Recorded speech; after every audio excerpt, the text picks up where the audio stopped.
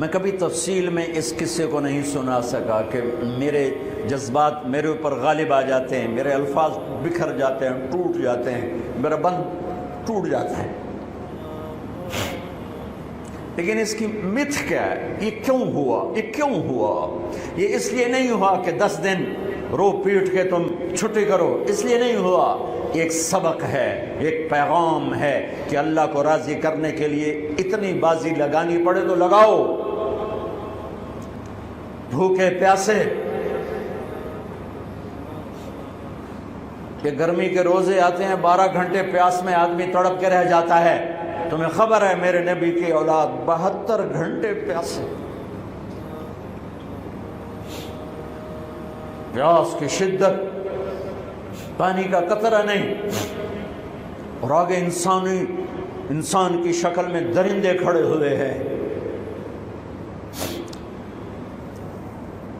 جب سارے جان نثار شہید ہو گئے، تھوڑا سا سنا بھی دیتا ہوں، جب سارے جان نثار شہید ہو گئے تو پیچھے اہل البیت رہ گئے۔ اہل البیت، سب سے پہلے شہید کا نام بتاتا ہوں، مسلم بن اوسج، جو امام صاحب کے، امام علی مقام کے قافلے میں جو پہلے شہید ہیں، مسلم بن اوسج۔ اور ان کی طرف سے جو 2 پہلے قتل ہوئے، سالم اور یسار، اور ان کو قتل کرنے والے تھے عبید اللہ بن عمیر الکلبی۔ ایک ابن زیاد کا غلام تھا، ایک ربیعہ بن زیاد کا غلام تھا۔ وہ دونوں نکلے تو اس کے مقابلے کے لیے بربر بن خضیر اور حبیب بن مطاہر نکلے حسین علی مقام کے لشکر سے۔ تو عمیر بن وہب کلبی وہ کوفے سے اٹھ کے آئے تھے، کوفے سے بیوی سمیت آئے تھے، بیوی کا نام ام وہب، حبشی تھے۔ کہنے لگے مجھے اپنے اوپر قربان ہونے تھے، میں اکیلا ان دونوں کو کافی، ان دونوں کو ہٹا دے۔ اور ننگے بدن تھے، ننگے بدن، جسم پہ کوش نہیں۔ کہا میں تو مرنے ہوں، میں کیوں زیرہ پاما جو میں جیونا ہے، میں تو مرنا ہے۔ ننگے بدن تھے۔ تو ان کی بیوی نے کہا ان کو جانے دیں، ہم دونوں نے آپ پر قربان ہونے کی نیت کی ہوئی۔ ہم نے کہا اچھا اللہ تجھے جزا خیر دے، جاؤ۔ تو اس اکیلے نے دونوں کم بختوں کو جہنم میں پہنچا دیا، سالم اور یسار۔ تو ان میں سے ایک آدمی بولا ہوئے یہ مرنے آئے ہیں، اگر اکیلے لڑو گے تم سب کو مار دیں گے، اور تسی تو جیون دے طلبگار ہو، مرن دے طلبگار ہیں، مرن والے نو مارنا کوئی سوکھا کام ہوندا ہے، وہ ان پر کٹھے حملہ کرو۔ پھر حملہ عام ہوا تو پہلے شہید ادھر سے مسلم بن اوسج، جب وہ گر رہے تھے تو کہہ رہے تھے حسین کی حفاظت کرنا جب تک سانسوں میں سانس باقی۔ آپ کے لشکر میں ادھر زہیر بن القین، یعنی رائٹ سائڈ پر زہیر بن قین ایک چھوٹا جھنڈا، لیفٹ سائڈ پر حبیب بن مظاہر ایک جھنڈا، درمیان میں آپ کے بھائی عباس بن علی جن کے ہاتھ میں بڑا جھنڈا تھا، اور بڑا نشان کا جو علامت تھا وہ عباس بن علی کے درمیان میں تھا۔ 32 گھوڑ سوار تھے اور 40 پیدل تھے۔ جب انہوں نے پہلا حملہ کیا تو 32 نے 3000 کا منہ پیچھے کر دیا۔ تو ابن زیاد نے کہا پہلے ان کے گھوڑوں کو مارو، ان کے گھوڑوں کو مارو۔ تو 500 تیر اندازوں نے کٹھے ان کے گھوڑوں پہ تیر چلائے تو سب کے گھوڑے گر کے ختم ہو گئے۔ پھر ساری پیدل ہو گئے، تو پھر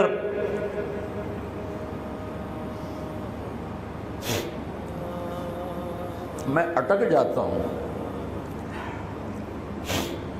اس لیے پھر میں آخر میں بیچ میں زہیر کی شہادت سنا دوں۔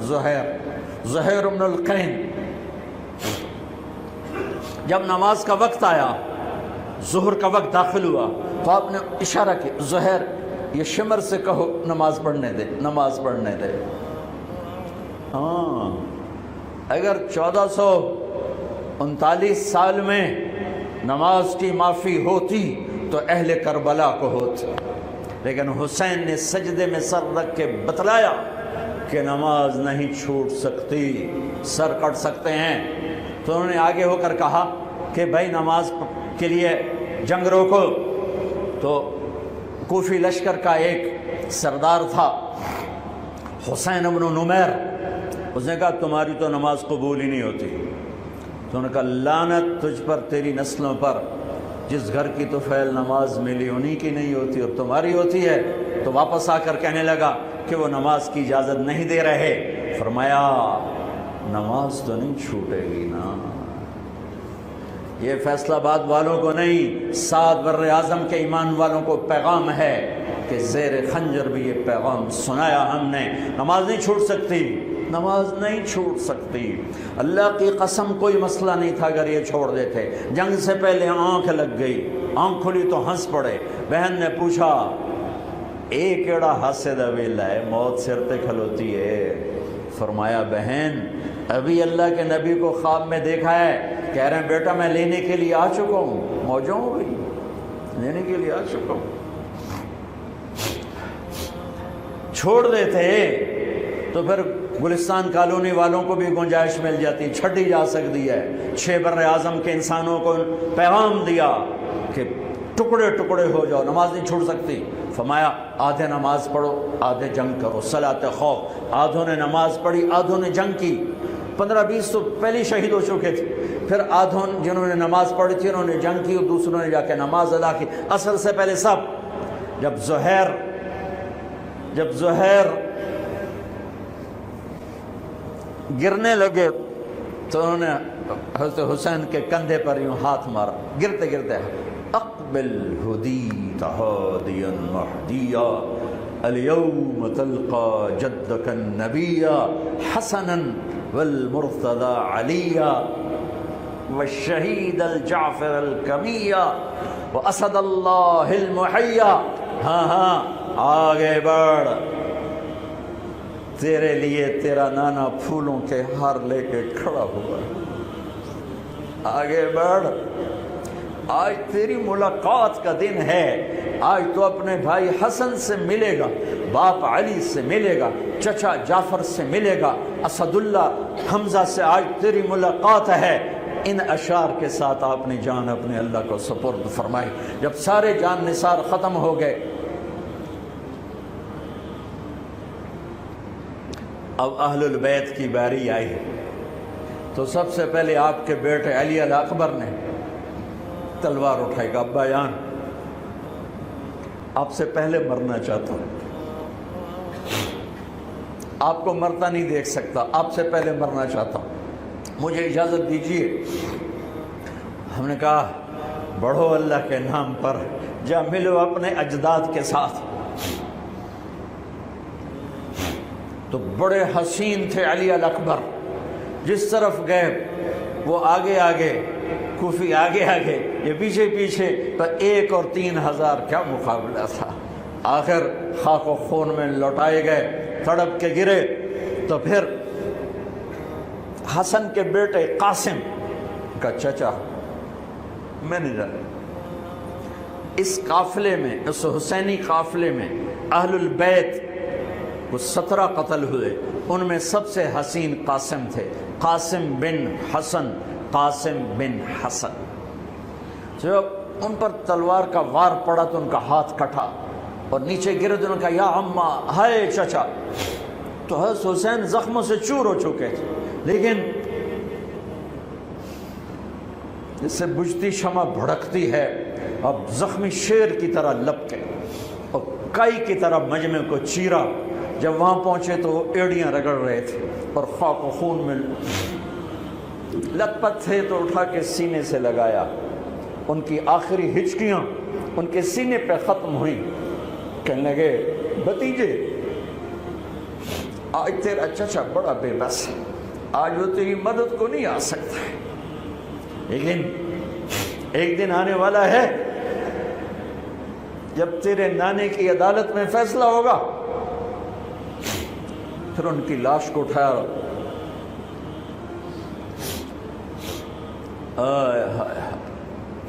عبداللہ بن حسن، ابو بکر بن حسن، قاسم بن حسن، علی بن حسین لاشیں پڑے ہوئے ہیں.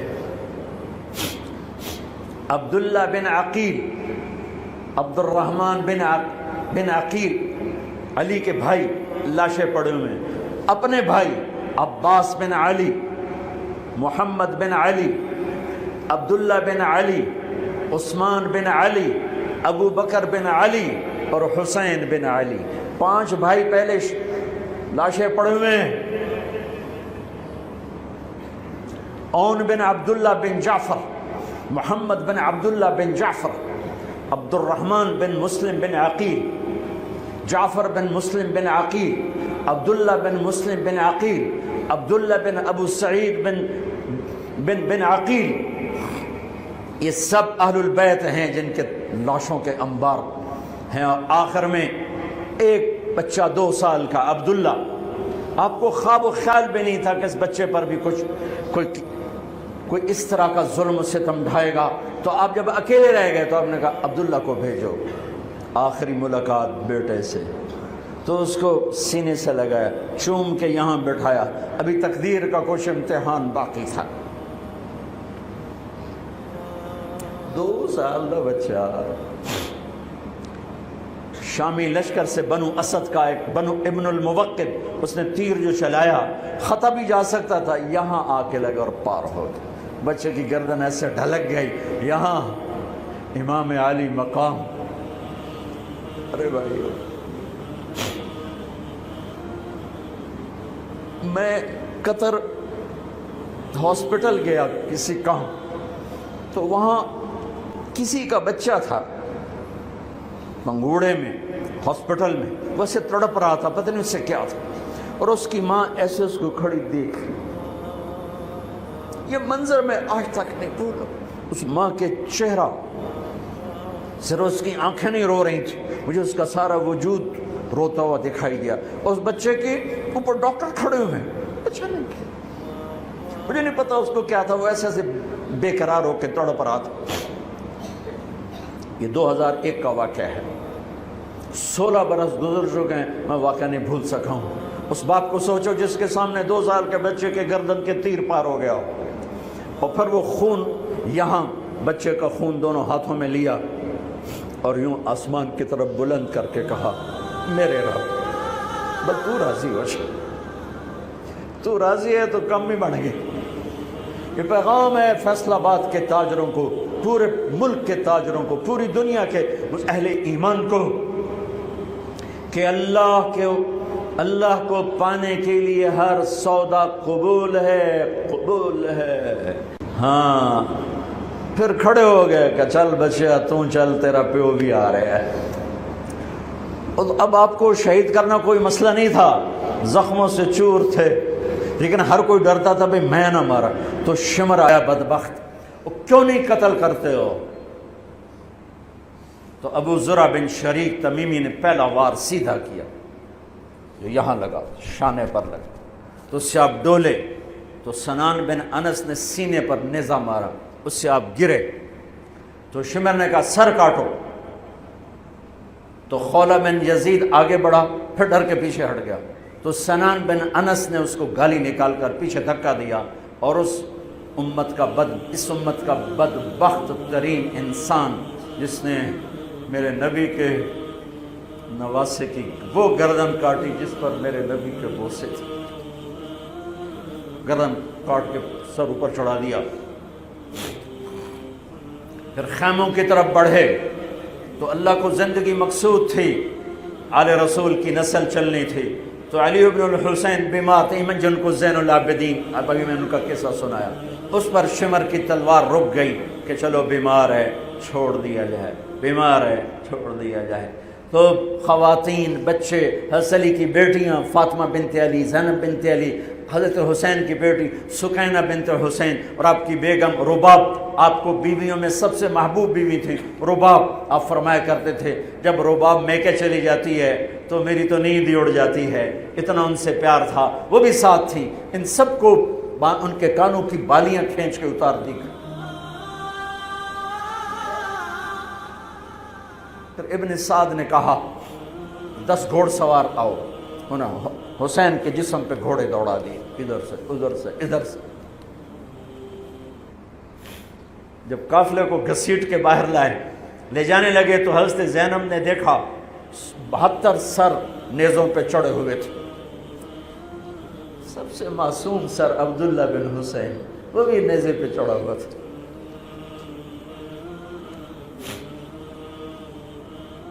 ہم نے کربلا کو افسانہ بنا دیا، یہ کمائی کا ذریعہ بنا لیا۔ یہ ایک پیغام ہے طبقات امت کے لیے، مت ضمیر بیچو، مت ضمیر بیچو۔ ٹکڑے ٹکڑے بدن، تو حضرت زینب کی زبان سے چند الفاظ نکلے جنہوں نے، آپ حیران ہوں گے، کوفی لشکر والے رونے لگے جو ابھی قتل کر رہے تھے، ان کی آنکھوں میں آنسو آ گئے۔ قوا محمدا وا محمدا،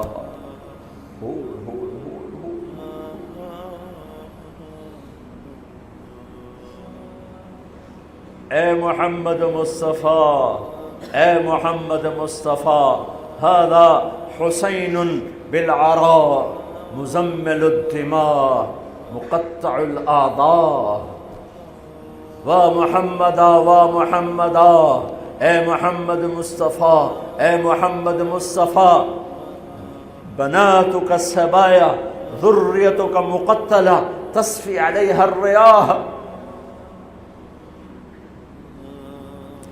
آج حسین کی بارات ہے محمد مصطفیٰ، آج تیرے نواسے کی بارات ہے، آج اس نے اپنی بوٹیوں کا ہار گلے میں ڈالا ہے، اپنے خون کے قطروں سے بنا ہوا لباس پہنا ہے، آج وہ سرخ جوڑے میں بڑا حسین نظر آ رہا،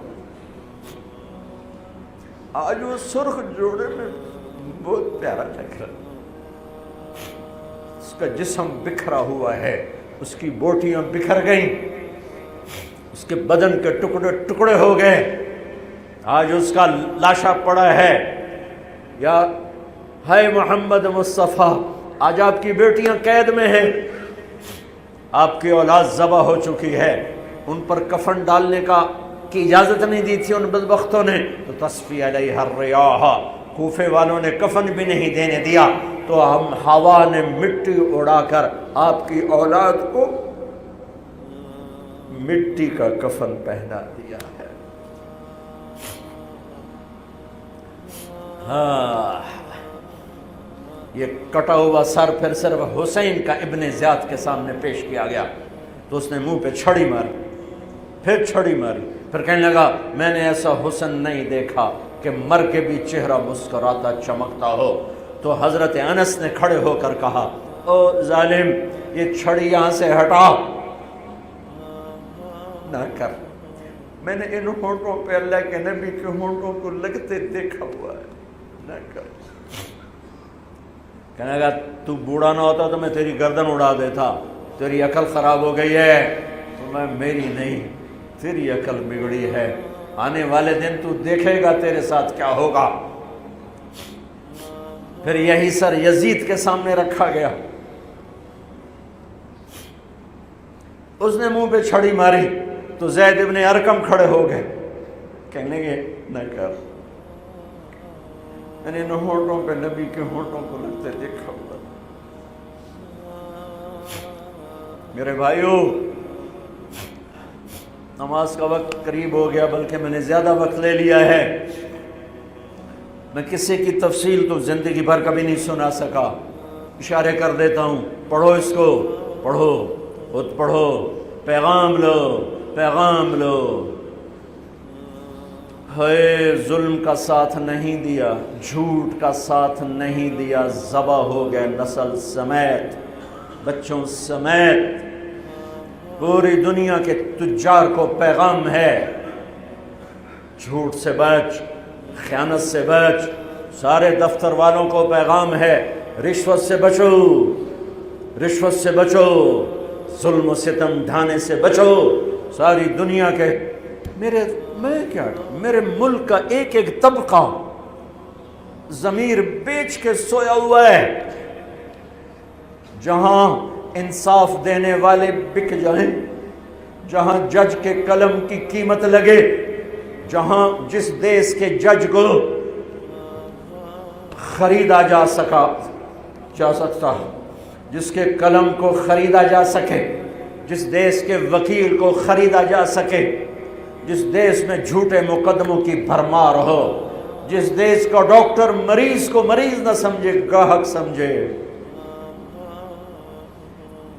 اور مرتے کی کھال اتارے، مرتے ہوئے کی کھال اتارے، جس دیش کا وکیل خود ایک مافیا گروپ بن چکا ہو، جس دیش کا، میں وکیلوں کا رونا کیا روں، میں ججوں کا رونا کیا روں، میرے دیش کا تو ریڑھی والا بھی ظالم ہے، مزدور بھی ظالم ہے، غریب بھی ظالم ہے، مالدار بھی ظالم ہے، ظلم کے اندھیروں میں دیش ڈوبا ہوا ہے۔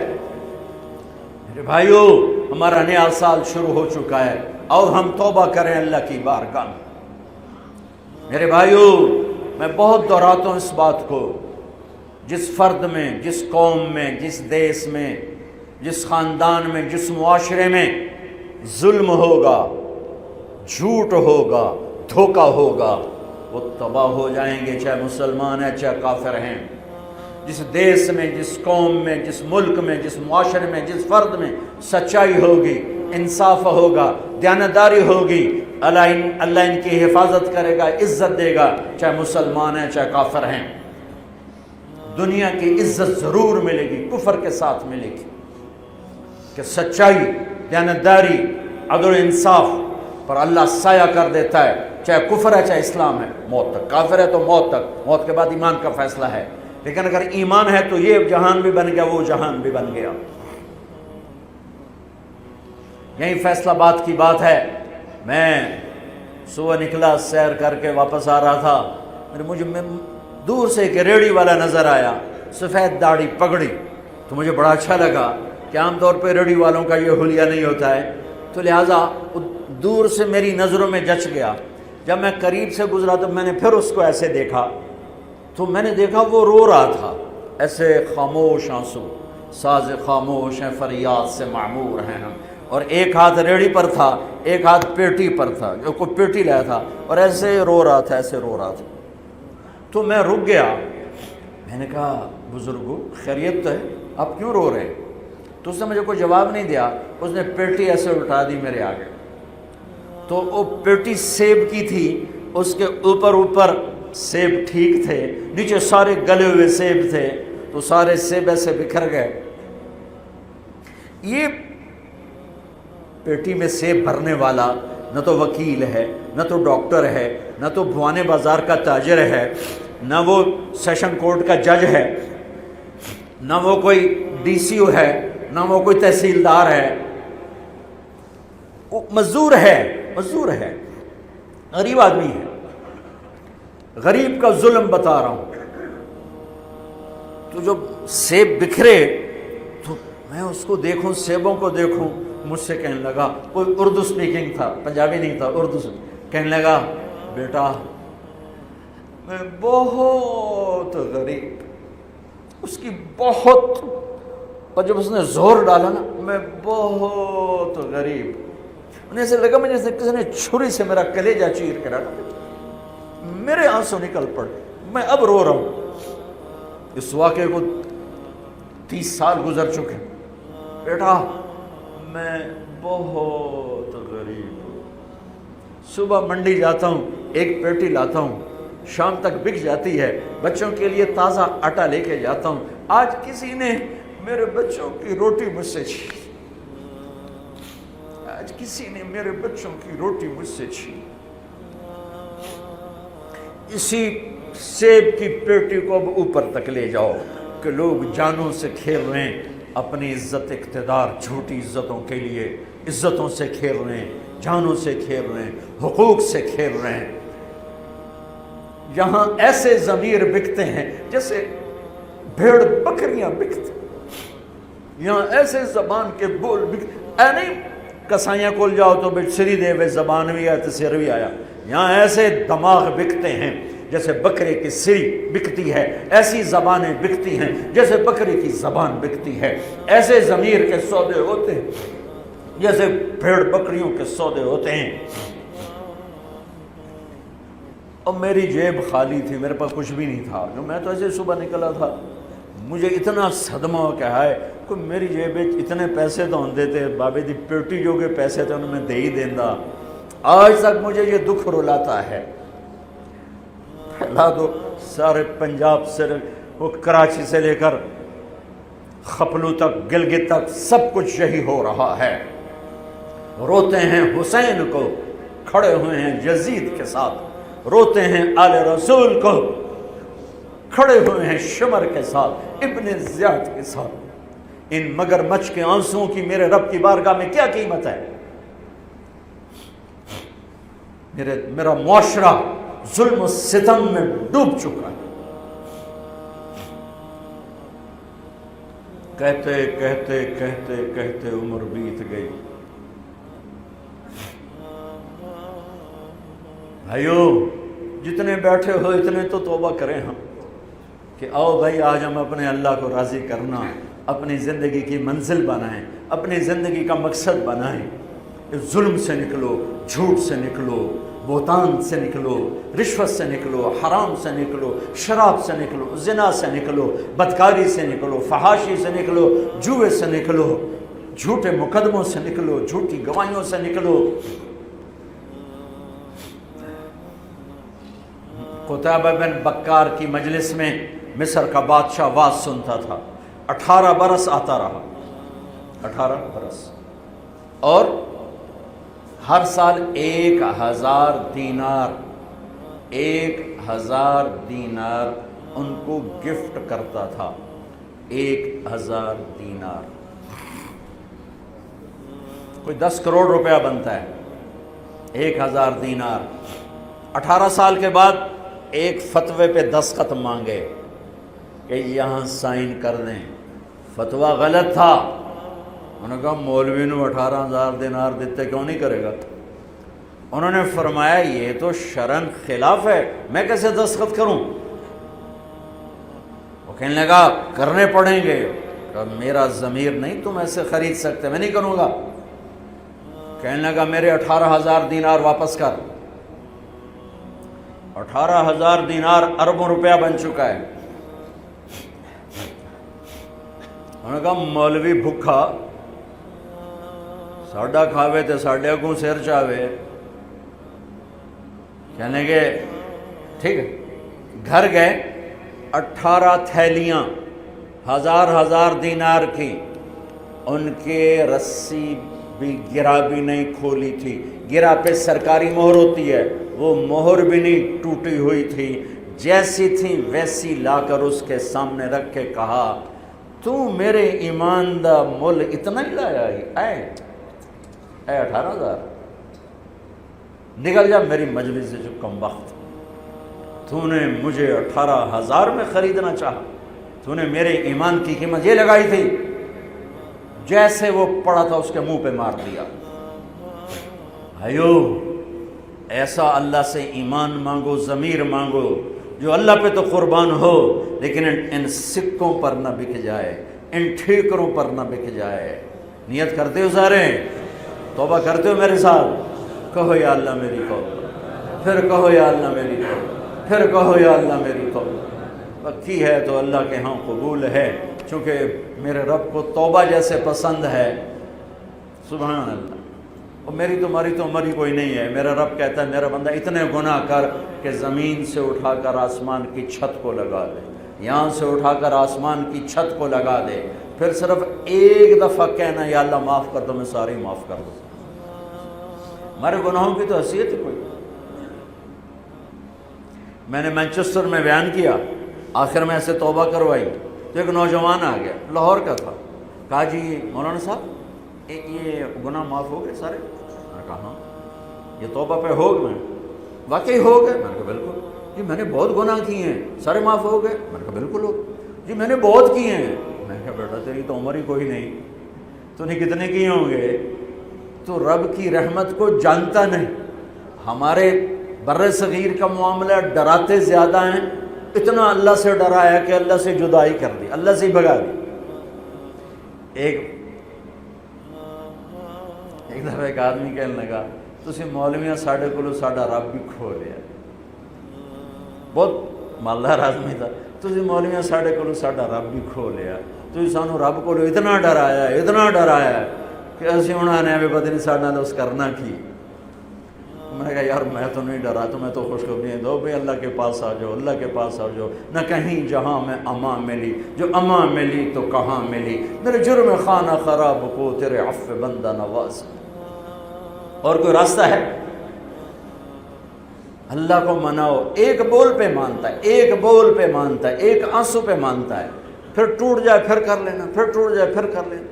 اور یہ تبلیغ کا کام، اس کو سیکھنے کی محنت ہے، اللہ ہمت دے تو ٹائم لگانا۔ نیا سال شروع ہو رہا ہے، کسی سے لڑے ہوئے ہو صلح کرو، کسی کا حق مار کے بیٹھے ہو واپس کر دو، نہیں کرنے کی طاقت تو جا کے معافی مانگ لو کہ جب ہوگا میں دے دوں گا، جب ہوگا میں دے دوں گا۔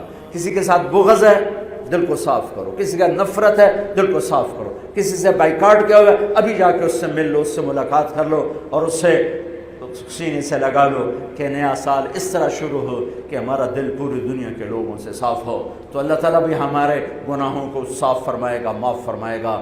اللہ تعالیٰ ہمیں اور آپ کو عمل کی توفیق بخشے۔ جتنا مجمع آئے ہو، اگر نماز میں سستی ہے تو بھائی آج کے بعد نماز نہیں چھوڑو، ٹھیک ہے نا؟ اور ایک جھوٹ نہیں بولنا، سچ بولنا ہے، ٹھیک ہے؟ کسی کو دھوکہ نہیں دینا، دیانتداری سے کام کرنا ہے۔ یہ چند کام کرنے کے کام بن جائے گا، سنتیں ادا کرو۔